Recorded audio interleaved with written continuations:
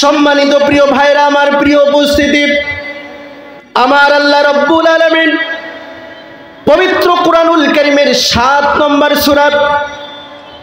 সূরা আরাফের 96 নম্বর আয়াতে আল্লাহ রাব্বুল আলামিন আমাদেরকে জানিয়ে দিতেছেন, ও আমার বান্দারা, ওয়ালাউ আন্না আহলাল কুরা আমানু ওয়াত্তাকাউ লাফাতাহনা আলাইহিম বারাকাতিম মিনাস সামাই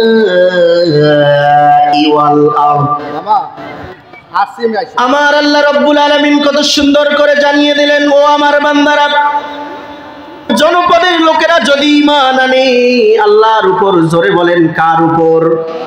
আল্লাহর উপর যদি ঈমান আনে, তারপরে তারা যদি তাকওয়ার নীতি অবলম্বন করে, আল্লাহকে ভয় করার নীতি অবলম্বন করে, তাদের ভিতরে যদি আল্লাহর ভয় থাকে, আল্লাহ রাব্বুল আলামিন বললেন ওই বান্দা, ওই ব্যক্তিদের উপর আমি আল্লাহ রাব্বুল আলামিন আসমান জমিনের সমস্ত বরকতের দরজা আমি আল্লাহ তাদের জন্য খুলে দেব।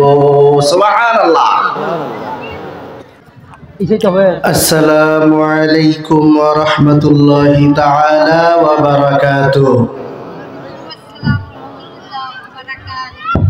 আলহামদুলিল্লাহ إن الحمد لله الأكرم الذي خلق الإنسان وكرمه وعلمه من البيان ما لم يعلم فسبحان الذي لا يحصى امتنانه باللسان ولا بالقلم نشهد أن لا إله إلا الله وحده لا شريك له ونشهد أن سيدنا وحبيبنا وطبيبنا وطبيب أرواحنا محمد صلى الله عليه وسلم أرسله بالحق بشيرا ونذيرا وداعيا إلى الله بإذنه وسراجا وقمرا منيرا فقد قال الله تعالى في كلامه المجيد وفرقانه التوحيد সকলে একটু পড়ি, আউযু বিল্লাহি মিনাশ শাইতানির রাজীম বিসমিল্লাহির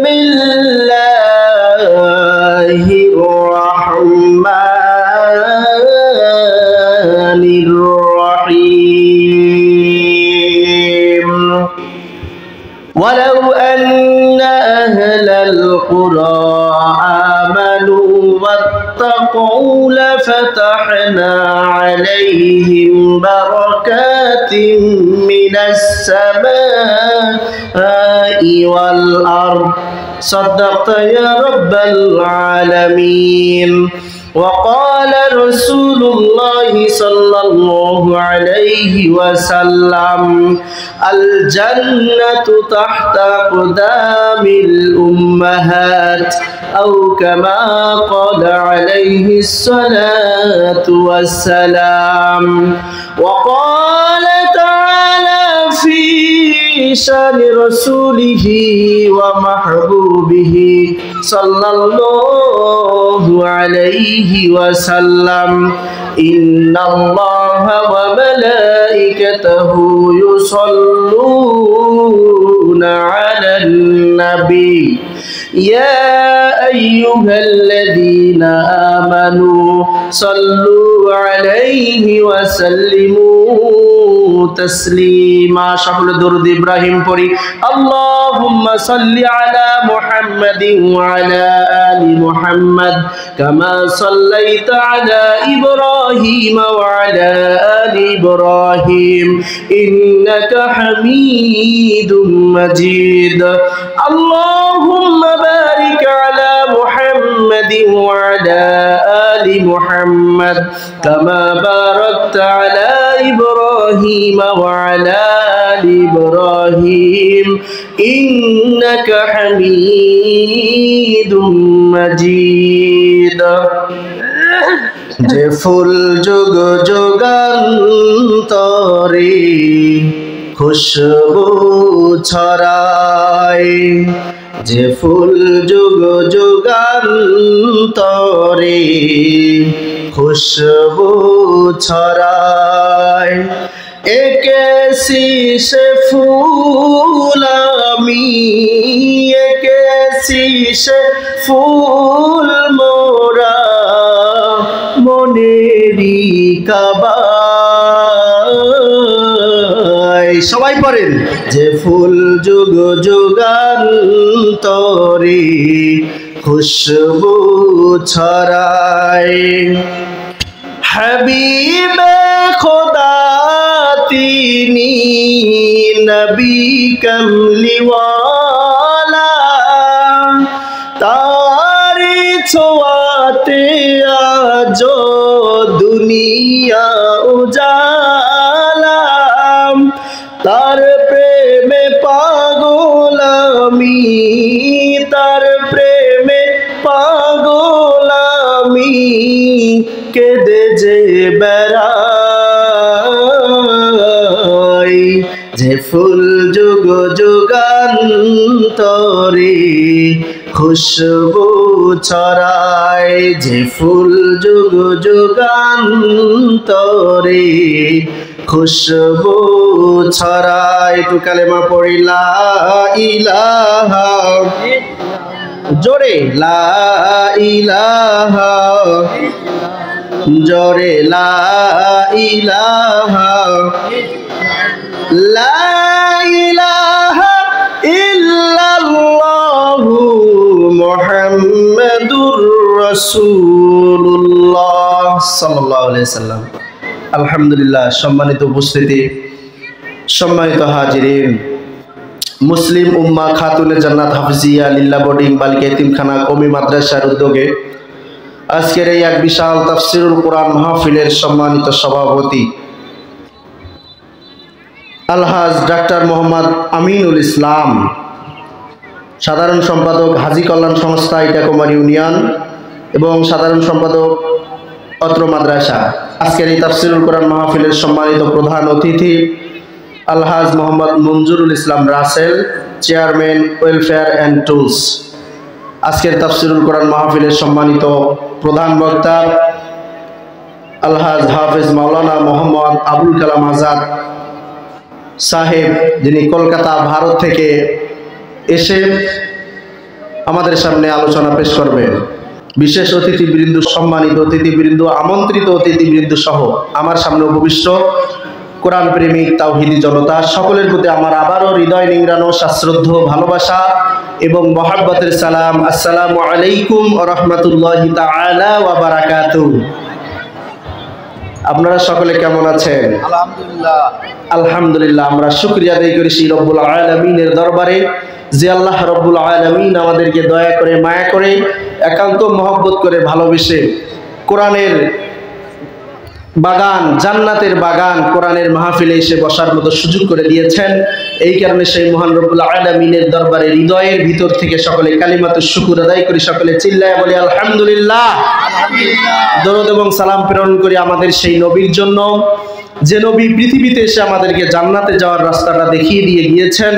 সেই নবীর প্রতি দরুদ পেশ করি, সকলে বলি সাল্লাল্লাহু আলাইহি ওয়াসাল্লাম।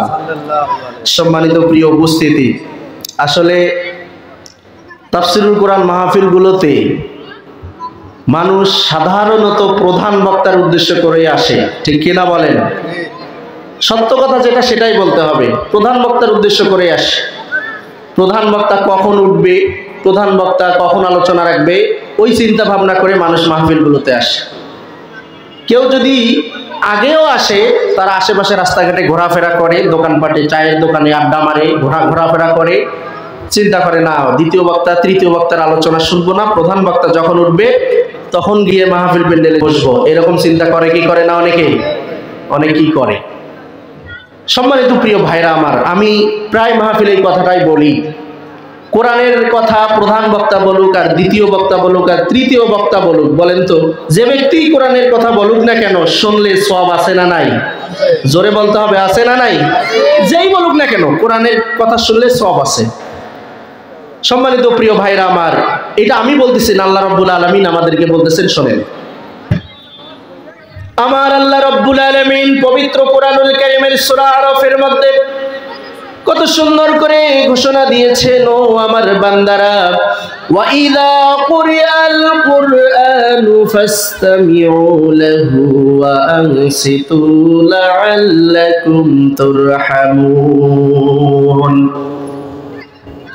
ও আমার বান্দারা, ওয়া ইযা কুরিআল কুরআন, তোমাদের সামনে যখন কোরআনের তেলাওয়াত করা হবে, তোমাদের সামনে যখন কোরআনের আলোচনাগুলো করা হবে, ফাসতামিউ লাহু, যদি মনোযোগ দিয়ে শুনতে পারো, সেটা প্রধান বক্তার আলোচনা হোক আর দ্বিতীয় বক্তার আলোচনা হোক, এমনকি তৃতীয় বক্তার আলোচনা হোক না কেন, যে বক্তায় আলোচনা করবে যদি কোরআন থেকে আলোচনাগুলো হয়, ও বান্দারা তোমরা গন্ডগোল করবে না, গন্ডগোল করবে না, এদিক ওদিক ঘোরাফেরা করবে না, রাস্তাঘাটে ঘোরাফেরা না করে মনোযোগ দিয়ে কোরআনের মাহফিলে বসে মনোযোগ দিয়ে যদি কোরআন শুনতে পারো, আল্লাহ রাব্বুল আলামিন বললেন, আমি আল্লাহ তোমাদের উপর রহমত নাজিল করে দেব। জোরে বলেন সুবহানাল্লাহ। কোরআনের মাহফিলে বসলে যেহেতু আল্লাহ রহমত নাজিল করে, অতএব এখনো যারা আশেপাশে ঘোরাফেরা করতেছেন, দয়া করে মাহফিল প্যান্ডেলে এসে বসে যাবেন, তাহলে আমাদের উপর রহমত নাজিল করে দেবেন তিনি কে? সম্মানিত প্রিয় ভাইরা আমার, তাই আমি অনুরোধ করবো, আশেপাশে যারা এখনো ঘোরাফেরা করতেছেন, দাঁড়িয়ে আছেন, দয়া করে মাহফিল প্যান্ডেলে এসে বসে যাবেন। সম্মানিত প্রিয় ভাইরা আমার, আমি কোরআন এবং হাদিসের আলোকে জীবনে বরকত লাভের কয়েকটা উপায় আলোচনা করে শেষ করবো ইনশাআল্লাহ। আর দয়া করে এই যে সামনের ফাঁকা জায়গাটা একটু পূরণ করে বসেন, সামনের ফাঁকা জায়গাটা একটু পূরণ করে বসেন, এটা মাহফিলের আদব নয়। সামনের ফাঁকা জায়গাটা একটু চাপাচাপি আমরা পূরণ করে বসবো ইনশাআল্লাহ। সম্মানিত প্রিয় ভাইরা আমার, আসলে ভূমিকায় কোনো কথা না বলে আমি আমার মূল আলোচনায় চলে যাব। আমি যে বিষয়টা নিয়ে কথা বলবো, যে জীবনে বরকত লাভের কয়েকটা উপায় কোরআন এবং হাদিস থেকে আমি আলোচনা করবো ইনশাআল্লাহ। সব পয়েন্টগুলো আলোচনা যদিও সম্ভব হবে না, তবে আমি কয়েকটা পয়েন্ট আলোচনা করব। জীবনে বরকত লাভের 15টা উপায় আছে। জোরে বলেন কয়টা? 15টা উপায় আছে। সব হয়তো বা সম্ভব হবে না, দেখি কয়টা করা যায়, আমি একটু চেষ্টা করবো ইনশাআল্লাহ। একটু মনোযোগ দিবেন প্রিয় ভাইরা আমার। আমরা এই পৃথিবীতে জন্ম নিয়েছি, একদম মৃত্যুবরণ করব, ঠিক কিনা? এই যে জীবনে, আমাদের জীবনে বরকতের দরকার আছে না নাই? আল্লাহর পক্ষ থেকে আমাদেরকে বরকত হাসিল করতে হবে। এখন সকাল থেকে সন্ধ্যা পর্যন্ত আমরা সারাদিন পরিশ্রম করি। অনেক ব্যক্তি আছে 24 ঘন্টা পরিশ্রম করে, অল্প কিছু সময় ঘুমায়, কিন্তু অনেক টাকা ইনকাম করে, কিন্তু শেষ সময় গিয়ে বলে আমার টাকা পয়সার মধ্যে কোনো বরকত নাই। এরকম বলে কি বলে না? বিপদ ছাড়ে না, বিপদ আপদ বালা মুসিবত ছাড়ে না, আল্লাহর রহমত নাই, অশান্তি, হাজার হাজার কোটি কোটি টাকা ইনকাম করে, তারপরে অশান্তি আছে না নাই? এই যে অশান্তি বলে চিল্লাচিল্লি করি আমরা, শান্তি যেখানে পাওয়া যাবে সেই জায়গার মধ্যে আমরা যাই না। কি কি কাজ করলে আমাদের এই জীবনে শান্তি প্রতিষ্ঠা হবে, বরকত হাসিল হবে, এই সম্পর্কে কয়েকটা কথা বলে শেষ করবো ইনশাআল্লাহ। আমি আমার মূল আলোচনায় চলে গেছি প্রিয় ভাইরা আমার, একটু মনোযোগ দেবেন। প্রথম যে বিষয়টা, জীবনে বরকত লাভ করতে হলে আল্লাহর ভয় ভিতরে থাকতে হবে। জোরে বলেন কার ভয়? আল্লাহর ভয় থাকতে হবে, যেটার নাম হইতেছে তাকওয়া। জোরে বলেন, যেটার নাম কি? তাকওয়া। তাকওয়া মানে হইতেছে কার ভয়? আল্লাহর ভয়। আল্লাহর ভয় যদি আপনার ভিতরে না থাকে, তাহলে এই জীবনে বরকত লাভ করা যাবে না। সম্মানিত প্রিয় ভাইরা আমার, প্রিয় উপস্থিতি, তাকওয়া কি জিনিস? আমরা শাব্দিক অর্থে শুনলাম যে তাকওয়া অর্থ আল্লাহর ভয়। জোরে বলেন কার ভয়? আল্লাহর ভয়। অর্থাৎ জীবনের প্রত্যেকটা ক্ষেত্রে ভয় থাকতে হবে কার? জীবনের প্রত্যেকটা ক্ষেত্রে যদি আপনার ভয় থাকে তাহলে কখনো আপনার মাধ্যমে খারাপ কাজ হতে পারে না। আল্লাহ রাব্বুল আলামিন এই ব্যাপারে সুন্দরভাবে আমাদেরকে জানিয়ে দিতেছেন। শোনেন সম্মানিত প্রিয় ভাইরা, আমার প্রিয় উপস্থিতি, আমার আল্লাহ রাব্বুল আলামিন পবিত্র কুরআনুল কারীমের 7 নম্বর সূরা আরাফের 96 নম্বর আয়াতে আল্লাহ রাব্বুল আলামিন আমাদেরকে জানিয়ে দিতেছেন, ও আমার বান্দারা, ওয়ালাউ আন্না আহলাল কুরা আমানু ওয়াত্তাকাউ লাফাতাহনা আলাইহিম বারাকাতিম মিনাস সামাই ওয়াল আরদ। আমার আল্লাহ রাব্বুল আলামিন কত সুন্দর করে জানিয়ে দিলেন, ও আমার বান্দারা, জনপদের লোকেরা যদি ঈমান আনে আল্লাহর উপর, জোরে বলেন কার উপর? আল্লাহর উপর যদি ঈমান আনে, তারপরে তারা যদি তাকওয়ার নীতি অবলম্বন করে, আল্লাহকে ভয় করার নীতি অবলম্বন করে, তাদের ভিতরে যদি আল্লাহর ভয় থাকে, আল্লাহ রাব্বুল আলামিন বললেন ওই বান্দা ওই ব্যক্তিদের উপর আমি আল্লাহ রাব্বুল আলামিন আসমান জমিনের সমস্ত বরকতের দরজা আমি আল্লাহ তাদের জন্য খুলে দেব। সুবহানাল্লাহ। সম্মানিত প্রিয় ভাইরা, আমার প্রিয় উপস্থিতি, তাকওয়া আল্লাহর ভয়, আপনি যেখানেই যান ভয় থাকতে হবে। জোরে বলেন কার? আপনি ব্যবসা করতেছেন, আপনি কৌশল করে হাতের ফাঁক দিয়ে, দাড়ি পাল্লার ফাঁক দিয়ে, মিটারের ফাঁক দিয়ে আপনি কাস্টমারকে ওজনে কম দিচ্ছেন, কাস্টমার টের পাচ্ছে না, ক্রেতা টের পাচ্ছে না। বলেন তো, কেউ টের না পেলেও টের পায় তিনি কে? যদি আপনার ভিতরে আল্লাহর ভয় থাকে, এই বিশ্বাস থাকে, কেউ তো দেখতেছে না, একমাত্র আল্লাহ দেখতেছে, অতএব এই ব্যবসার কাজে আমাকে ফাঁকি দেওয়া যাবে না।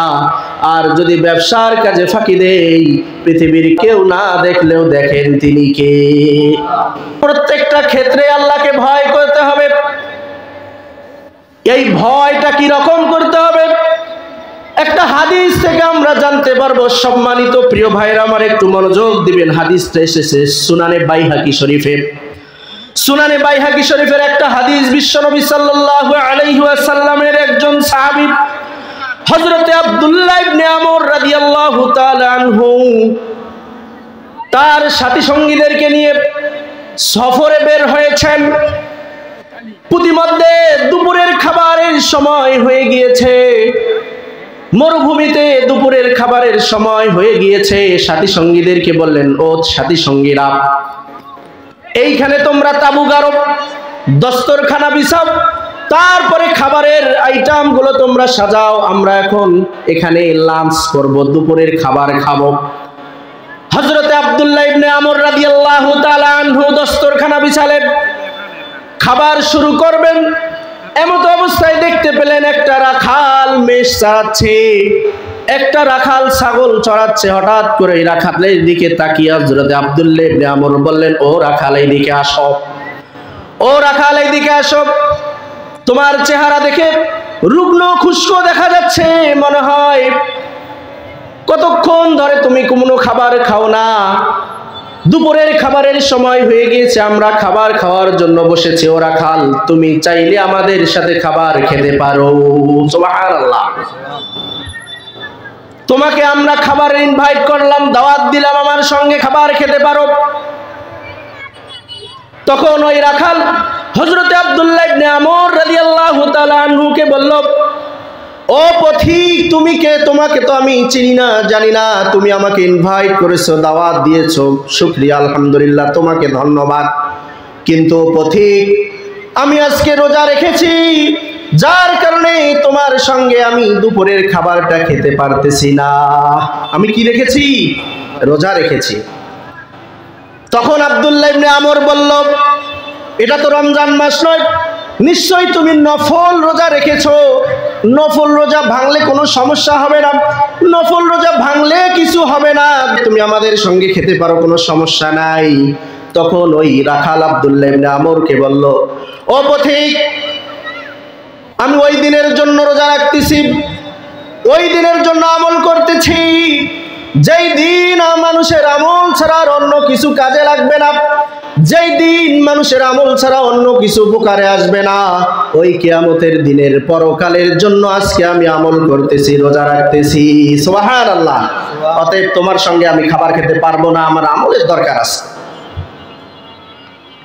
তখন আব্দুল্লাহ ইবনে আমর চিন্তা করলো, এই ব্যক্তির অন্তরে তো আল্লাহর ভয় ভালোভাবে রয়েছে, এই ব্যক্তিতে এত সহজে ছাড়া যাবে না, এই ব্যক্তির ভিতরে তো তাকওয়া অনেক সুন্দরভাবে রয়েছে, এই ব্যক্তিকে তো ছাড়া যাবে না, এই ব্যক্তিকে আমি আরো পরীক্ষা করব, আরো টেস্ট করব। তখন আব্দুল্লাহ ইবনে আমর রাদিয়াল্লাহু তাআলা ওই ব্যক্তিকে বললেন, ওগো রাখাল, এই যে ছাগলের এই যে মেষের পালগুলো রয়েছে, এই মেষের পালগুলো থেকে তুমি একটা মেষ, তুমি একটা ছাগল আমাদের কাছে বিক্রি করো, উপযুক্ত দাম দিয়ে তোমার কাছ থেকে ছাগলটা আমরা কিনে নেব। তখন ওই রাখালটা আব্দুল্লাহ ইবনে আমরকে বলল, না, আমি এই ছাগলগুলোর মালিক নই, এই ছাগলগুলোর মালিক একজন আছে, আমি একজনের গোলাম, তার রাখাল হয়ে আমি এগুলো দেখাশোনা করি। ওই রাখাল আব্দুল্লাহ ইবনে আমরকে বলল, এখান থেকে তোমার কাছে আমি একটা ছাগল বিক্রি করতে পারবো না।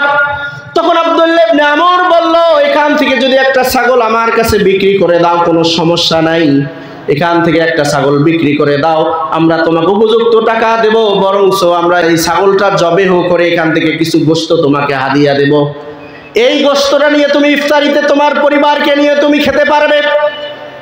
তখন বলল, না, আমি আমার মালিককে কি জবাব দেব? তখন আব্দুল্লাহ ইবনে আমর বলল, তোমার মালিককে তুমি বিভিন্ন কিছু বুঝাইতে পারবা, বলতে পারবা যে কোনো বন জঙ্গলের বাঘ ভাল্লুক একটা ছাগল খেয়ে ফেলেছে, এইভাবে তুমি বুঝাইতে পারবা, বলতে পারবা। তখন ওই রাখালটা আব্দুল্লাহ ইবনে আমরকে বলল, ওগো পথিক, ঠিক আছে, আমি মালিকের কাছে মিথ্যা বলে একটা ছাগল হারিয়ে যাওয়ার গল্প মিথ্যা শোনাইতে পারি, কিন্তু এই মিথ্যা বললাম এইটা পৃথিবীর কেউ না দেখলেও দেখতেছেন তিনি কে। সাধারণ একটা রাখাল, তার তাকওয়া, তার ইমানটা কত ছিল একটাবার চিন্তা করে দেখেন। প্রিয় ভাইরা আমার, সম্মানিত প্রিয় ভাইরা আমার, প্রিয় উপস্থিতি, আল্লাহর ভয় যদি ভিতরে থাকে আপনার মাধ্যমে কোনো পাপ হইতে পারে না, ঠিক কিনা বলেন? আল্লাহর ভয় ভিতরে যদি থাকে আপনার মাধ্যমে কোনো পাপ হইতে পারে? জোরে বলেন, কোনো পাপ হইতে পারে না। কিয়ামতের দিনেই পাপের জন্য আমাদেরকে একদিন ধরবে। দুনিয়াতে আমাদেরকে ভালো করার জন্য কত শাসন করা হয়, কেউ যদি চুরি করে তাকে মামলা দিয়ে জেলখানায় নিয়ে যাওয়া হয়। দুনিয়ার জেলখানায় একটা মানুষ চোর হয়ে ডাকে, ওই চোরটার ভালো হয় না, বরঞ্চ প্রমোশন পেয়ে ডাকাত হয়ে বের হয়, ঠিক না? চোর ঢোকে প্রমোশন পেয়ে আর ডাকাত হয়ে বের হয়। সম্মানিত প্রিয় ভাইরা আমার, প্রিয় উপস্থিতি, তাই আপনি যেখানেই থাকেন, যে জায়গায় থাকেন না কেন, কি পাপ করতেছেন, কি করতেছেন না করতেছেন, পৃথিবীর কেউ না দেখলেও দেখেন তিনি কে। আপনি মোবাইলে কি দেখতেছেন? গভীর রাতে আপনি মোবাইলের মধ্যে, রুমের মধ্যে শুয়ে থেকে, ল্যাপের মধ্যে কাঁথার নিচে শুয়ে থেকে আপনি মোবাইলে কি দেখতেছেন ভাবতেছেন? কেউ তো দেখতেছে না, মা বাবা ভাই বোন আত্মীয় স্বজন বন্ধু বান্ধব তো কেউ দেখতেছে না। কিন্তু বান্দা, তুমি এইটা মনে করতেছো ঠিক আছে, পৃথিবীর কেউ না দেখলে ওই কম্বলের ভিতরে তুমি কি করতেছো সেটা দেখেন তিনি কে। আল্লাহ দেখে। সম্মানিত প্রিয় ভাইরা আমার, আপনি মোবাইলে কি দেখবেন এটা আল্লাহ দেখে।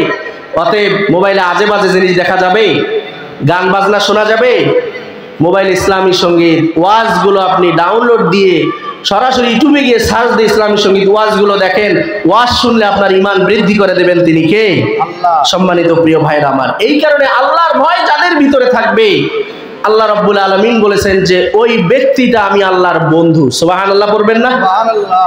আল্লাহর ভয় যাদের ভিতরে থাকবে ওই ব্যক্তিটা কার বন্ধু? আল্লাহর বন্ধু। আল্লাহ রাব্বুল আলামিন পবিত্র কোরআনুল কারীমের 10 নম্বর সূরা ইউনূসের 62 নম্বর আয়াতে আল্লাহ রাব্বুল আলামিন বলতেছেন, আলা ইন্না আউলিয়া আল্লাহি লা খাউফুন আলাইহিম ওয়া লা হুম ইয়াহজানুন।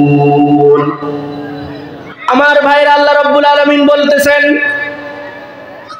আমার ভয় যাদের ভিতরে থাকবে তারা হইতেছে আমার বন্ধু, আর আমার বন্ধু যারা হবে লা খাউফুন আলাইহিম ওয়া লা হুম ইয়াহজানুন, পৃথিবীতে তাদের কোনো ভয় নাই, চিন্তাও নাই। জোরে বলেন সুবহানাল্লাহ। আল্লাহর যারা বন্ধু হবে পৃথিবীতে তাদের ভয় নাই এবং চিন্তাও নাই। আল্লাহর যারা ওলি হবে, তখন ওলি কি? শুনলাম যে আল্লাহর ওলি যারা হবে তাদের কোনো ভয় চিন্তা নাই। ওলি কি? আমরা ওলি মানে এটাই বুঝি যে যারা পীর সাহেব হয়, পীর সাহেব যারা আমাদের এলাকায় বা আমাদের দেশে অনেক পীর সাহেব আছে না নাই? পীর সাহেব হয়, এই পীর সাহেবের বাপ দাদারা আসে, তারাই মনে হয় আল্লাহর ওলি, তাদের সন্তানেরাও মনে হয় আল্লাহর ওলি, এইটা আমরা মনে করি। সম্মানিত প্রিয় ভাইরা, আমার প্রিয় উপস্থিতি, আল্লাহর ওলি কারা এইটা আমরা এখন জানবো ইনশাআল্লাহ। সম্মানিত প্রিয় ভাইরা, আমার প্রিয় উপস্থিতি, আল্লাহর ওলি কারা এই বিষয়ে একটা আয়াত আপনাদের সামনে আমি তেলাওয়াত করব। দুইটা গুণ যাদের ভিতরে থাকবে তারা আল্লাহর ওলি হয়ে যাবে। সুবহানাল্লাহ পড়েন। আল্লাহ রাব্বুল আলামিন বললেন, আল্লাযীনা আমানু ওয়া কানু ইয়াত্তাকুন। আমার আল্লাহ রাব্বুল আলামিন বললেন, দুইটা গুণ যাদের ভিতরে থাকবে, এক নম্বরের গুণ হচ্ছে পৃথিবীর মানুষ ঈমান আনতে হবে আমি আল্লাহর উপর। ঈমান আনতে হবে কার উপর? আল্লাহর উপর। এক নম্বর গুণ। দুই নম্বরের গুণ হচ্ছে কি? আল্লাহকে ভয় করতে হবে। ওয়া কানু ইয়াত্তাকুন, নিজের ভিতরে আল্লাহর ভয় থাকতে হবে। এই দুইটা গুণ যদি কারো ভিতরে থাকে, তাহলে আল্লাহ রাব্বুল আলামিন বলে ওই ব্যক্তিটা আমি আল্লাহর ওলি হয়ে যাবে, বন্ধু হয়ে যাবে। জোরে বলেন সুবহানাল্লাহ। সম্মানিত প্রিয় ভাইরা আমার, এই আল্লাহর ভয় নিয়ে যদি আমি আলোচনা করতে যাই, দীর্ঘক্ষণ আলোচনা করা যাবে, ওই দিকে যাব না। অতএব জীবনে বরকত লাভ করতে গেলে সর্বপ্রথম এই হৃদয়ের ভিতরে, ওই অন্তরের ভিতরে ভয় থাকতে হবে কার? আল্লাহর। মনে রাখতে হবে, এটা এক নম্বর পয়েন্ট। দুই নম্বর পয়েন্ট হচ্ছে জীবনে বরকত লাভ করতে গেলে কথা কাজের শুরুতে বিসমিল্লাহির রহমানির রহিম বলতে হবে। কি বলতে হবে? বিসমিল্লাহির রহমানির রহিম। আমরা তো কাজ শুরু করি, বিসমিল্লাহর কোনো খোঁজ খবর নাই, ঠিক কি না? আমরা কাজ করি, খাওয়া দাওয়া করি, বিভিন্ন কিছু করি, বিসমিল্লাহির রহমানির রহিম আমরা বলি না, যার কারণে ওই কাজের মধ্যে কোনো বরকত থাকে না। সম্মানিত প্রিয় ভাইরা আমার, প্রিয় উপস্থিতি, বিসমিল্লাহির রহমানির রহিম বলে কাজ করলে ওই কাজের মধ্যে বরকত দেয় তিনি কে? আপনি ব্যবসা প্রতিষ্ঠান খুলতেছেন, দোকান খুলতেছেন, বিসমিল্লাহির রহমানির রহিম বলে আপনি দোকান খোলেন। যতক্ষণ পর্যন্ত আপনি ব্যবসা করবেন ততক্ষণ পর্যন্ত আপনার ব্যবসায় বরকত নাজিল করে দেবেন তিনি কে? তারপরে আপনি কৃষি কাজ শুরু করে দিয়েছেন, আপনি বিসমিল্লাহির রহমানির রহিম বলে শুরু করে দেন। সারাদিন যতক্ষণ আপনি কাজ করবেন আপনার কাজের মধ্যে বরকত নাজিল করে দেবেন তিনি কে?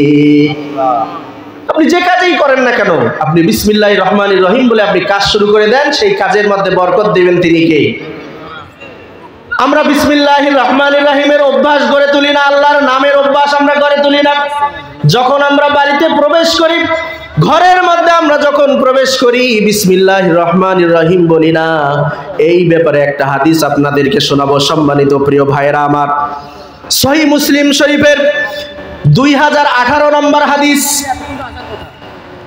হযরতে জাবির ইবনে আব্দুল্লাহ রাদিয়াল্লাহু তাআলা আনহু বলেন, আমি রাসূল সাল্লাল্লাহু আলাইহি ওয়াসাল্লামকে বলতে শুনিয়েছি, বিশ্বনবী সাল্লাল্লাহু আলাইহি ওয়াসাল্লাম বললেন, যখন কোনো বান্দা তার ঘরের মধ্যে বিসমিল্লাহির রহমানির রহিম তথা আল্লাহর নাম নিয়ে প্রবেশ করে, তখন শয়তান তার সাঙ্গপাঙ্গ বন্ধু বান্ধবদেরকে বলে, শয়তান বলে, ও বন্ধু বান্ধবেরা, ও বাকি শয়তানেরা, এই ঘরের মধ্যে তোমাদের আর কোনো স্থান নাই, জায়গা নাই, কেননা এই ব্যক্তিটা আল্লাহর নাম নিয়ে এই ঘরের মধ্যে ঢুকেছে। সুবহানাল্লাহ। বিসমিল্লাহ পরে যদি ঘরের মধ্যে কেউ ঢোকে, এক শয়তান আর এক শয়তানকে বলে, বা অর্থাৎ বাকি শয়তানদেরকে বলে যে এই ঘরে আর তোমাদের জায়গা নাই, আউট, চলো এখান থেকে চলে যাই। কেননা এই ঘরের ব্যক্তিটা কার নাম নিয়ে ঘরে ঢুকেছে? আল্লাহর নাম। তারপরে বিশ্বনবী বললেন, কোন বান্দা যদি আল্লাহর নাম না নিয়ে ঘরের মধ্যে প্রবেশ করে, তখন শয়তান তার বন্ধু বান্ধব অন্য শয়তানদেরকে বলে, তোমাদের জন্য শয়তানেরা তোমাদের জন্য থাকার একটা ঘর হয়ে গিয়েছে। নাউজুবিল্লাহ। বিসমিল্লাহ আল্লাহর নাম নিয়ে কেউ যদি ঘরে ঢোকে, সমস্ত শয়তানরা কি বলে যে এইখানে আমাদের আর জায়গা নাই, চলে যান। তারপরে কেউ যদি ওই ঘরে ঢুকে বিসমিল্লাহ না বলে খানা শুরু করে দেয়, বিসমিল্লাহ না বলে খানা শুরু করে দেয়, তখন আর এক শয়তানেরা এক শয়তান আর এক শয়তানকে বললে তোমাদের জন্য খাওয়ারও ব্যবস্থা হয়ে গিয়েছে। নাউজুবিল্লাহ। অতএব সব সময়ের জন্য বিসমিল্লাহ পড়ার দরকার আছে না নাই? সম্মানিত প্রিয় ভাইরা, এটা 2 নম্বর। আমি একটু সংক্ষেপে বলতেছি, এটা 2 নম্বর। 3 নম্বরে আসি, সেটা হচ্ছে 5 ওয়াক্ত নামাজ ঠিক মতো আদায় করতে হবে। জোরে বলেন, কয় ওয়াক্ত নামাজ? 5 ওয়াক্ত নামাজ। আমি কিন্তু জীবনে বরকত লাভের উপায় বলতেছি। জীবনে যদি আপনি বরকত পাইতে চান, তাহলে 1 নম্বরে আল্লাহর ভয় থাকতে হবে। 1 নম্বরে কার ভয় থাকতে হবে? আল্লাহর ভয়। আল্লাহর ভয়। 2 নম্বরে কাজের শুরুতে বিসমিল্লাহ। সমস্ত কাজের শুরুতে বিসমিল্লাহ বলতে হবে। এটা মনে রাখতে হবে, এটা ক্লাস চলছে, এটা মনে রাখতে হবে। 3 নম্বর হইতেছে 5 ওয়াক্ত নামাজ ঠিক মতো আদায় করতে হবে। সম্মানিত প্রিয় ভাইরা আমার, আসল কথা চলে এসেছে। 5 ওয়াক্ত নামাজ আমরা ঠিক মতো আদায় করি? 5 ওয়াক্ত নামাজ আমরা আদায় করি না। এমনও ব্যক্তি আছে 5 ওয়াক্ত নামাজ আদায় করে না, শুধু জুমার নামাজে যায়। আছে না নাই? আছে। অসংখ্য আছে, অসংখ্য। শুধু আছে না, অসংখ্য আছে, ঠিক কিনা বলেন? ঠিক। শুধু জুমার নামাজে যায়। এমনও ব্যক্তি আছে 5 ওয়াক্ত নামাজ পড়ে না, জুমার নামাজও পড়ে না, বৎসরে 2টা নামাজ পড়ে। জোরে বলেন, কিসের নামাজ? ঈদের নামাজ। ঈদের নামাজ। একটা হলো ঈদুল ফিতর, একটা ঈদুল আজহা। এই 2 ঈদের নামাজ পড়ে। এমনও বান্দা আছে 5 ওয়াক্ত নামাজ তো দূরের কথা, শুক্রবার নামাজও দূরের কথা, শুধুমাত্র জানাজার নামাজে যায়। জোরে বলেন, কিসের নামাজে যায়? জানাজার নামাজে যায়। সম্মানিত প্রিয় ভাইরা আমার, মসজিদগুলোতে 5 ওয়াক্ত নামাজে মুসল্লির সংখ্যা নাই, কিন্তু ওই বান্দাটা, যে বান্দারা নামাজ পড়ে না, যদি 10 কিলোমিটার দূরেও জানাজা হয় কোথাও, ওই ব্যক্তিটা পকেটের টাকা খরচ করে জানাজার নামাজ আদায় করার জন্য যায়। জোরে বলেন, ঠিক কিনা? ঠিক। ফজরের নামাজে মসজিদের মধ্যে লোক নাই, 5 ওয়াক্ত নামাজ আদায় করে না, ফজরের মধ্যে কোনো মসজিদে মানুষ হয় না, অথচ ওই বান্দা যদি জানাজার নামাজের খবর শোনে, তাহলে এই দামুরচকলা থেকে রংপুর, সাতমাথা, মাহিগঞ্জ হলেও ওই ব্যক্তিটা পকেটের টাকা খরচ করে যায়। ঠিক কিনা? ঠিক। তার কারণ কি? 5 ওয়াক্ত নামাজ আদায় করলে মসজিদে গিয়ে তো বক্তব্য দেওয়া যায় না, জানাজার নামাজে গেলে তো বক্তব্য দেওয়া যায়। ঠিক কিনা?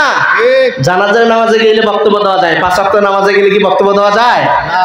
এই কারণে অনেক ব্যক্তি বক্তব্য দেওয়ার নিয়তে, বক্তব্য দেওয়ার আশায় জানাজার নামাজে যায়। জোরে বলেন, ঠিক কিনা? ঠিক। সম্মানিত প্রিয় ভাইরা আমার, প্রিয় উপস্থিতি, 5 ওয়াক্ত নামাজ পড়লে আমাদের জন্য পুরস্কার আছে না নাই? জোরে বলেন, আছে না নাই? সেই পুরস্কার কোরআন দিয়ে আমি আপনাদেরকে দিচ্ছি। আল্লাহ রাব্বুল আলামিন পবিত্র কোরআনুল কারীমের সূরা তাহার 120 নম্বর আয়াতে ঘোষণা দিয়েছে, ওয়া'মুর আহলাকা বিস-সালাতি ওয়াসতাবির আলাইহা লা নাসআলুকা রিজকা নাহনু নারযুকুকা ওয়াল আকিবাতু লিত-তাকওয়া। আমার আল্লাহ রাব্বুল আলামিন কত সুন্দর করে জানিয়ে দিলেন, ওগো নবীজি, আপনি এবং আপনার পরিবারকে আপনি নামাজের কথা বলেন। আপনার কাছ থেকে আমি আল্লাহ রিজিক চাই না, আপনার কাছ থেকে আমি আল্লাহ কোনো রিজিক চাই না, কোনো খাওয়া চাই না।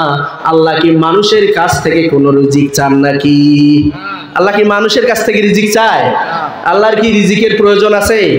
আল্লাহ রাব্বুল আলামিন তো সমস্ত জাহানের মালিক, তিনি তো সমস্ত মানুষের রিজিকের ব্যবস্থা করে দেয়। জোরে বলেন, ঠিক কিনা?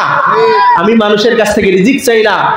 লা নাসআলুকা রিজকা, আমি তোমাদের কাছ থেকে রিজিক চাই না। নাহনু নারযুকুকা, আমি বরঞ্চ আমি তোমাদেরকে রিজিক দেই। জোরে বলেন সুবহানাল্লাহ। যারা 5 ওয়াক্ত নামাজ আদায় করবে, বিশ্ব নবীকে বললেন, ওগো নবীজি আপনি জানিয়ে দেন, যারা 5 ওয়াক্ত নামাজ আদায় করবে, আমি আল্লাহ তাদেরকে শুধু রিজিক দেব না, বরং আমি আল্লাহ তাদের রিজিকের মধ্যে বরকত দিয়ে দেব। জোরে বলেন সুবহানাল্লাহ। 20,000, 30,000, 50,000, 1 লক্ষ টাকা ইনকাম করে অনেক মানুষ, আছে না নাই? ইনকাম করে, কিন্তু মাস শেষে গিয়ে দেখে যা তার ইনকামের মধ্যে কোনো বরকত নাই, টাকা নাই। তখন সে চিন্তা করে, আমার এতগুলো টাকা আমি ইনকাম করলাম, এত টাকা আমি কামাই করলাম, আমার টাকার মধ্যে বরকত নাই। কি জন্য নাই? টাকার মধ্যে বরকত নাই, সেই কি কারণে নাই? এই কারণেই তো আপনি খোঁজেন নাই, জোরে বলেন ঠিক কিনা?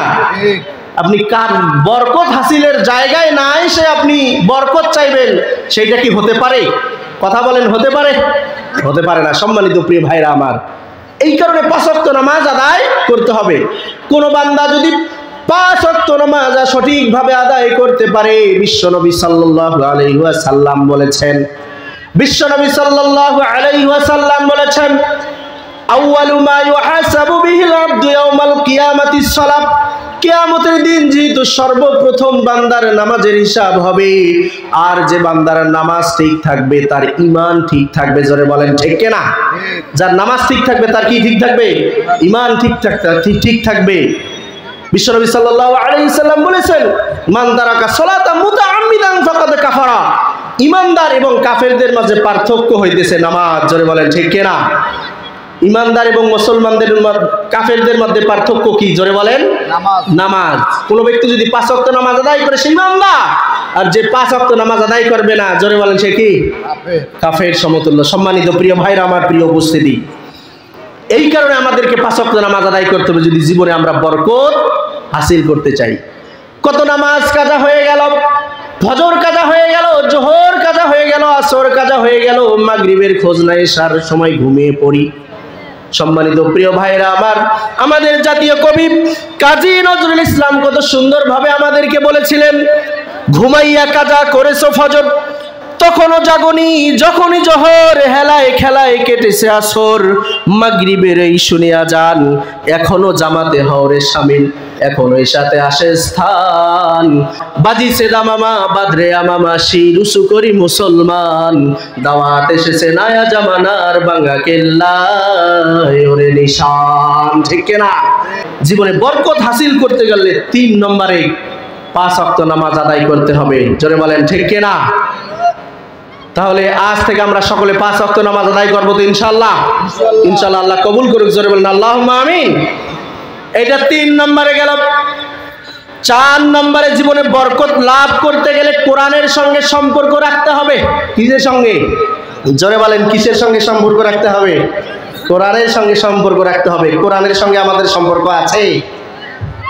কোরআনের সঙ্গে আমাদের সম্পর্ক নাই। আমাদের সম্পর্ক চায়ের দোকানে, বন্ধু বান্ধবের আড্ডায়, আমাদের সম্পর্ক বিভিন্ন নাটকের আড্ডায়, আমাদের সম্পর্ক অযথা কাজকর্মগুলোর মধ্যে আমাদের সম্পর্ক, জোরে বলেন ঠিক কিনা? কোরআনের সঙ্গে আমাদের সম্পর্ক নাই, যার কারণে আমাদের জীবনে কোনো বরকত নাই। আর যদি কোরআনের সাথে আপনি সম্পর্ক রাখতে পারেন, আমাদের জীবনে বরকত দিয়ে দিবেন তিনি কে? সম্মানিত প্রিয় ভাইরা আমার, প্রিয় উপস্থিতি, আমার আল্লাহ রাব্বুল আলামিন কত সুন্দরভাবে আমাদেরকে জানিয়ে দিলেন সূরা আনআমের 155 নম্বর আয়াত। আমার আল্লাহ রাব্বুল আলামিন বললেন, ওয়া হাযা কিতাবুন আনজালনাহু মুবারাকুম ফাত্তাবিউহু ওয়াত্তাকু লাআল্লাকুম তুরহামুন। জোরে বলেন আল্লাহু আকবার। আমি আল্লাহ রাব্বুল আলামিন এই কোরআনকে বরকত নিয়ে নাজিল করেছি। আমি আল্লাহ এই কোরআনকে রহমত দিয়ে নাজিল করেছে। এই কোরআনের সংস্পর্শে যারা থাকবে, এই কোরআনকে যারা আঁকড়ে ধরবে, আমি আল্লাহ রব্বুল আলামিন তার উপর রহমত বরকত নাজিল করে দেব। জোরে বলেন সুবহানাল্লাহ। কোরআনের সঙ্গে যাদের সম্পর্ক থাকবে তাদের উপর রহমত বরকত নাজিল করে দিবেন তিনি কে? কোরআনের সঙ্গে আমাদের আজকে সম্পর্ক নাই। সম্মানিত প্রিয় ভাইরা আমার, প্রিয় উপস্থিতি, কোরআনের সঙ্গে সম্পর্ক থাকার কারণে কি সম্মান আল্লাহ রাব্বুল আলামিন দিয়েছে দেখেন। বছরে কয়টা মাস? জোরে বলেন তো। 12 মাস। জোরে বলতে হবে, কয়টা মাস? 12 মাসের মধ্যে আরবি মাস হিসাব করেন। 12 মাসের মধ্যে একটা মাস আছে, যেই মাসটা হইতেছে শ্রেষ্ঠ একটা মাস। বলেন তো সেই মাসের নাম কি? আলহামদুলিল্লাহ, আপনারা ভালো বলতে পারেন, রমজান মাস। বলেন তো 12 মাসের মধ্যে এই রমজান মাসটা শ্রেষ্ঠ কি না? 12 মাসের মধ্যে এই রমজান মাসটা শ্রেষ্ঠ এবং অনেক অনেক বেশি দামি। এটা কি এমনি দামি হয়েছে? এই রমজান মাসটা দামি হওয়ার মূল 1 নম্বরের কারণ হলো এই মাসে আল্লাহ রাব্বুল আলামিন তার কোরআনকে নাজিল করে দিয়েছে। সুবহানাল্লাহ পড়েন। সুবহানাল্লাহ।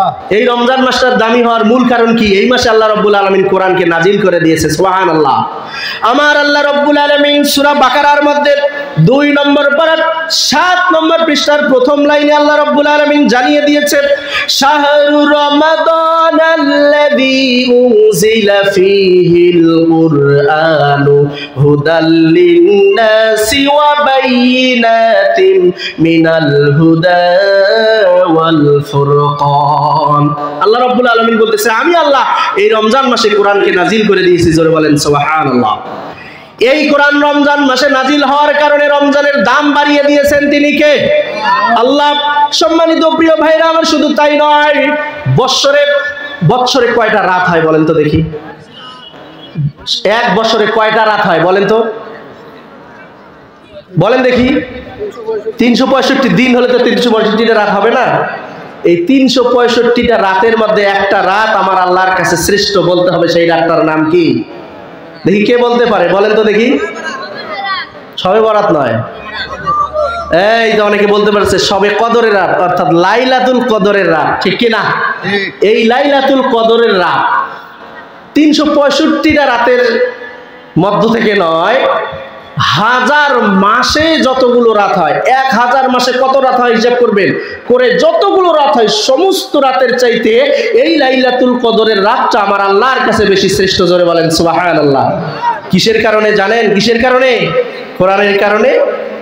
আমার আল্লাহ বলতেছেন, শোনেন, আমার আল্লাহ রাব্বুল আলামিন পবিত্র কোরআনুল কারীমের এই নামে একটা সূরা নাজিল করে আমাদেরকে জানিয়ে দিয়েছেন, ইন্না আনজালনাহু ফি লাইলাতিল কদরি ওয়া মা আদরাকা মা লাইলাতুল কদর লাইলাতুল কদরি খায়রুম মিন আলফি শাহর। আল্লাহ বলতেছে আমি আল্লাহ এই লাইলাতুল কদরের রাত্রিতে কোরআনকে নাজিল করে দিয়েছি। জোরে বলেন সুবহানাল্লাহ। এটা কোন রাত? যেই রাতটা 1000 মাসের চাইতে খায়রুম মিন আলফি শাহর, 1000 মাসের চাইতে এই রাতটা আমার আল্লাহর কাছে শ্রেষ্ঠ। জোরে বলেন সুবহানাল্লাহ। সুবহানাল্লাহ। কি কারণে এই রাত শ্রেষ্ঠ হয়েছে? এই কোরআন নাজিল হওয়ার কারণে। জোরে বলেন ঠিক কি না? এই কোরআনের সঙ্গে যাদেরই সম্পর্ক থাকবে তাদের সম্মান বাড়িয়ে দেয় তিনি কে?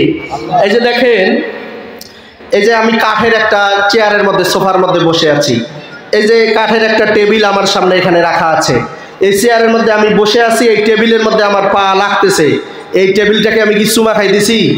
এই টেবিলকে আমি চুমু খাইতেছি বলেন?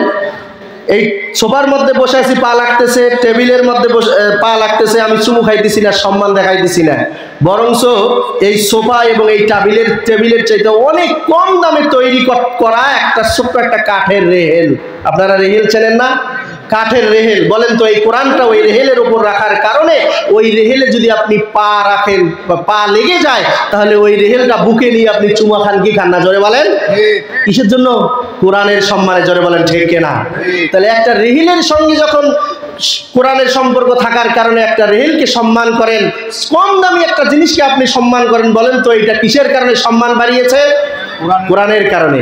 তারপরে আপনারা যখন গোসল করার জন্য বের হন, আলমারি থেকে আনলা থেকে কাপড় টান দিয়ে নিয়ে গোসল করার জন্য অনেক কাপড় মাটিতে পড়েও যায়, সেদিকে আর ফিরিয়েও তাকান না, তোলেনও না।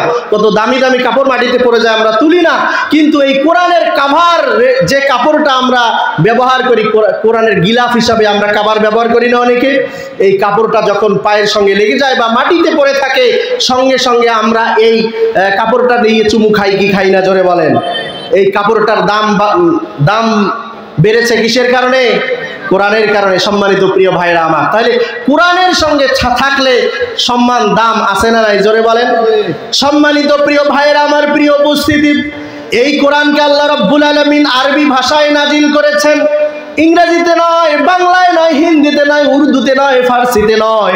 এই কোরআনকে আল্লাহ আরবি ভাষায় নাজিল করে দিয়েছে। কেননা জান্নাতের ভাষা হচ্ছে আরবি, পরকালের ভাষা হচ্ছে আরবি, আমার আল্লাহর ভাষা হচ্ছে আরবি। এমনকি আমরা যে মৃত্যুর পরে কবরে যাব, সেই কবরের ভাষা জোরে বলেন কি? আরবি। কবরের ভাষা আরবি। সেই আরবি ভাষায় আল্লাহ কোরআনকে নাজিল করেছে। আরবি ভাষায় কোরআনটাকে নাজিল করার কারণে এই আরবির সম্মান কমছে না বাড়ছে? আরবির সম্মান বাড়ছে। আচ্ছা, আপনারা যদি দামুসাকলা বাজারে রাস্তার মধ্যে যদি বাংলা কোনো লেখা পড়ে থাকা দেখেন বা ইংরেজি কোনো লেখা আপনারা পড়ে থাকা দেখেন, বলেন তো ওইটা কি কেউ হাত দিয়ে উঠাই নিয়ে চুমা খায়? ইংরেজি বাংলা পড়ে থাকলে কেউ হাত দিয়ে উঠায় না চুমা খায় না। আর যদি দূর থেকে দেখেন ওখানে আরবি লিখিত একটা কাগজ পড়ে আছে, আগে আপনি দৌড়ে যাবেন, গিয়ে সঙ্গে সঙ্গে এই কাগজটা আপনি আগে উঠাবেন, উঠিয়ে চুমু খাবেন। জোরে বলেন ঠিক কিনা? জোরে বলেন ঠিক কিনা? এই কোরআনের সঙ্গে সম্পর্ক থাকার কারণে, এই কোরআনের ভাষা আরবি, যার কারণে ওই আরবিটা ওখানে পড়ে থাকার কারণে আপনি ওই আরবিটাকে সম্মান দেখিয়েছেন। জোরে বলেন ঠিক কিনা? এই কারণে কোরআনের সঙ্গে আমাদের সম্পর্ক থাকতে হবে। যদি কোরআনের সঙ্গে সম্পর্ক থাকে তাহলে আমাদের জীবনে বরকত নাজিল করে দিবেন তিনি কে? কোরআনের সম্পর্কে যাদের সম্পর্ক ছিল না তাদের জীবন থেকে বরকত চলে গিয়েছে। জোরে বলেন ঠিক কিনা?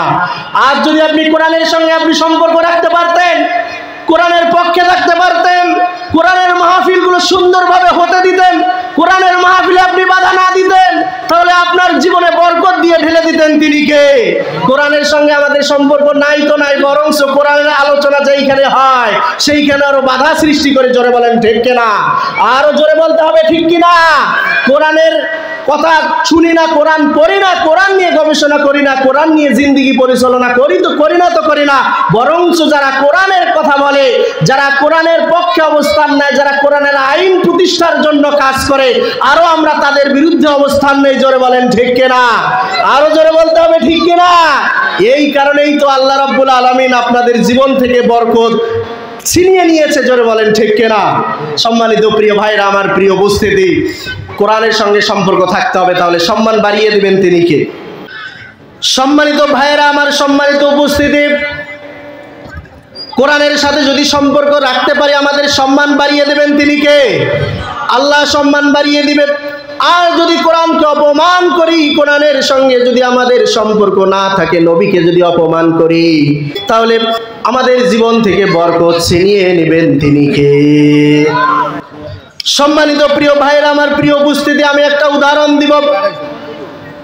সেই উদাহরণটা হচ্ছে বিশ্বনবী সাল্লাল্লাহু আলাইহি ওয়াসাল্লামের একটা কার্টুন এঁকেছিল।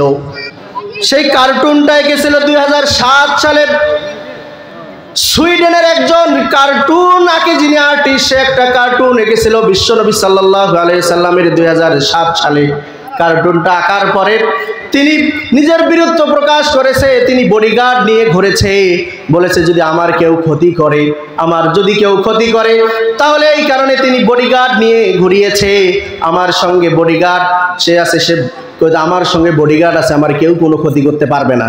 আমি নবীজির কার্টুন এঁকেছি, অনেকে হয়তো বা আমার উপর রাগান্বিত হয়েছে, আমি বডিগার্ড নিয়ে ঘুরতেছি, আমার কেউ ক্ষতি করতে পারবে না। সম্মানিত প্রিয় ভাইরা, আমার প্রিয় উপস্থিতি, এই যে কার্টুনিস্টটা সে বডিগার্ড নিয়ে ঘুরেছে, অনলাইন থেকে আমরা জানতে পেরেছি সে যখন বডিগার্ডের ওই গাড়িতে চড়েছে, ওই গাড়িতে চড়ার কারণে ওই গাড়ি অ্যাক্সিডেন্ট হয়ে ওই গাড়ির মধ্যে আগুন ধরে গিয়েছে। অনলাইনের বিভিন্ন মাধ্যম থেকে আমরা জানতে পেরেছি যে ওইখানে পানি দেওয়ার কারণে আগুন বরংস নেবে না, বরংস আরো আগুন আরো দাউ দাউ করে জ্বলে। জোরে বলেন সুবহানাল্লাহ। তাহলে কোরআন এবং নবী এবং আল্লাহর বিরুদ্ধে যারা লাগবে, আল্লাহর বিরুদ্ধে যারা কথা বলবে, তাদেরকে দুনিয়াতে আল্লাহ এইভাবে শায়েস্তা করেন। জোরে বলেন ঠিক কিনা? সম্মানিত প্রিয় ভাইরা আমার, মনে রাখছেন 4টা বলছি জীবনে বরকত লাভের উপায়। 4 নম্বরে বললাম কি, যে কোরআনের সাথে সম্পর্ক। 5 নম্বরে হচ্ছে সালামের অভ্যাস করা। জোরে বলেন কিসের অভ্যাস করা? সবাই একটাবার সালাম দেন তো সুন্দর করে, আসসালামু আলাইকুম ওয়া রাহমাতুল্লাহি ওয়া বারাকাতুহু। সালাম দিলে বরকত নাজিল করে দেয় তিনি কে? এইখানেই তো বোঝা যায় আসসালামু আলাইকুম ওয়া রাহমাতুল্লাহি ওয়া বারাকাতুহু এর মানে কি? তোমার উপর শান্তি বর্ষিত হোক, রহমত বর্ষিত হোক, বরকত নাজিল হোক। আমরা এই দোয়া করি কি করি না? তাহলে আমাদের মধ্যে সালামের অভ্যাস তৈরি করতে হবে। আমরা সালাম দেই না, আমরা ছোটরা বড়কে সালাম দেই না, বড়রা ছোটকে সালাম দেই না। দেখা যাচ্ছে অনেকে মুরব্বীরা বা অনেক বড়রা মনে করে যে সালাম শুধু মনে হয় ছোটরাই দিবে, বড়রা দিবে না।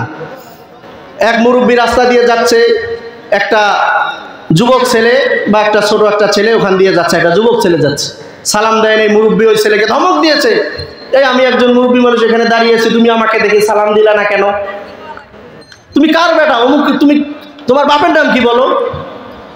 এরকম অনেক মুরব্বী বলে কি বলে না? আপনি মুরব্বী এই কথা না বলে যদি উল্টা ওই বাচ্চাটাকে, ওই যুবকটাকে যদি আপনি সালাম দেন আসসালামু আলাইকুম ওয়া রাহমাতুল্লাহ, পরে যখন ওই যুবকটা আর আপনার সঙ্গে দেখা হবে, সে তখন চিন্তা করবে না মুরব্বীটা আগে সালাম দিলে তো মান সম্মান থাকে না, তখন ওই ব্যক্তিটা ওই যুবকটা আপনাকে আগে আগে আরো সালাম দিবে। জোরে বলেন ঠিক কিনা? আগে সালাম দিবে। বিশ্বনবী সাল্লাল্লাহু আলাইহি ওয়াসাল্লাম তাকে কেউ কোনোদিন আগে সালাম দিতে পারে নাই। জোরে বলেন সুবহানাল্লাহ।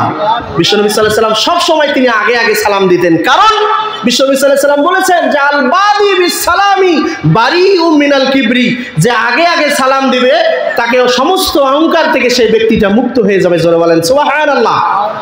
আমাদেরকে আগে আগে সালাম দেওয়ার দরকার আছে না নাই?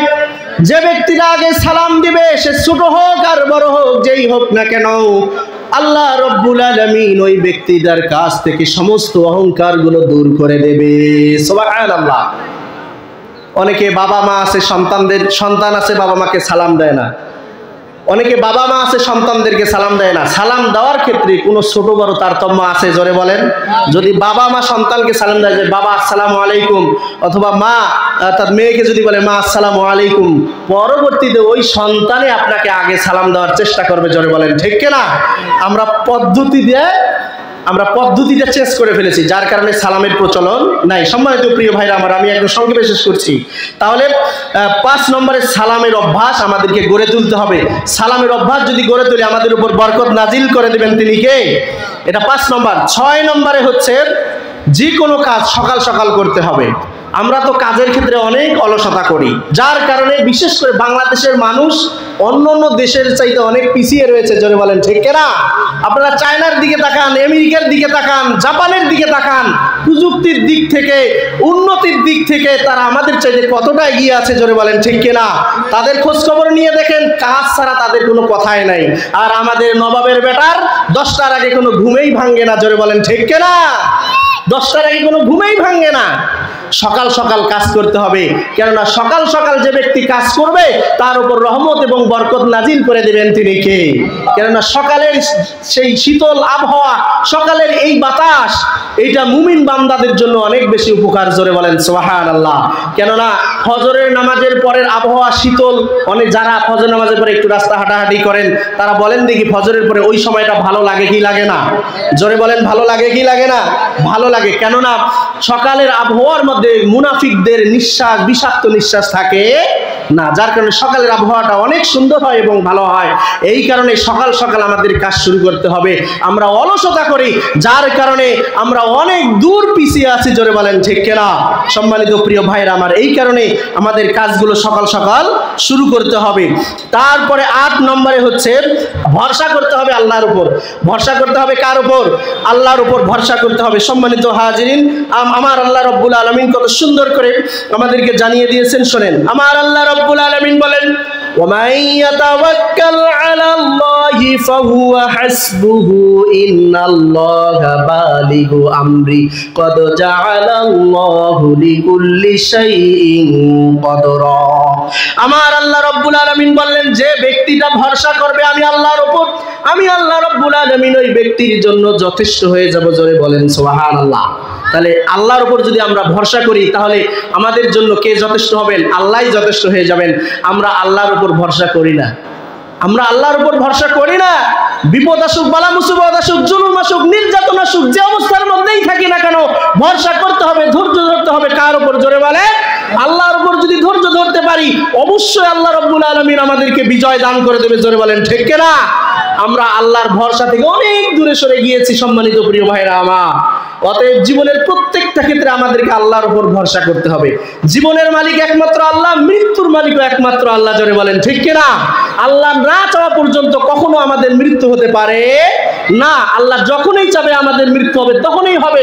তার 1 সেকেন্ড আগেও মৃত্যু হবে না, 1 সেকেন্ড পরেও হবে না। সম্মানিত প্রিয় ভাইরা আমার, এটা গেল হলো 8 নম্বর। 9 নম্বর হলো সব সময় ইস্তেগফার করতে হবে।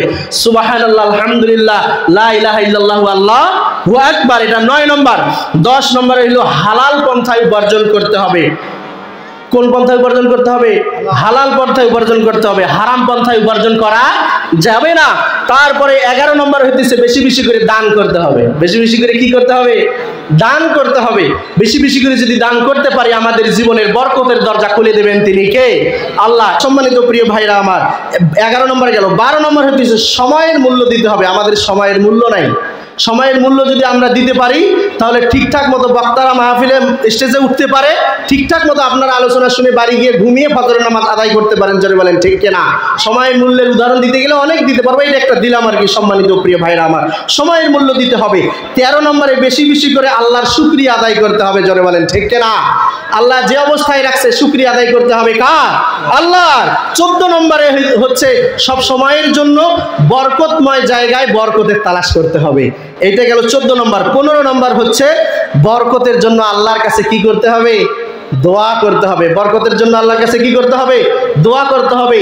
এই 15টা কাজ যদি আমরা করতে পারি তাহলে আল্লাহ রাব্বুল আলামিন আমাদের উপর তার বরকতের সমস্ত দরজা আল্লাহ রাব্বুল আলামিন খুলে দেবে। জোরে বলেন সুবহানাল্লাহ। আরো জোরে বলেন সুবহানাল্লাহ। সম্মানিত প্রিয় ভাইরা আমার, প্রিয় উপস্থিতি, আমরা কোথায় বরকত এইটা না খুঁজে আমরা অন্যদিকে ছুটতেছি, তাহলে কি বরকত হবে? তাহলে এই পয়েন্টগুলো যে আমি আলোচনা করলাম যদি আপনাদের মনে থাকে, অবশ্যই সংক্ষিপ্তভাবে হলো যেহেতু আলোচনা করেছি, যতটুকু মনে আছে ততটুকুর উপর আল্লাহ রাব্বুল আলামিন আপনাদেরকে আমাকে আমল করার তৌফিক দান করুক। জোরে বলেন আল্লাহুম্মা আমিন। ওয়া আখিরু দাওয়ানা আলহামদুলিল্লাহি রাব্বিল আলামিন। আসসালামু আলাইকুম ওয়া রাহমাতুল্লাহি তাআলা ওয়া বারাকাতুহু।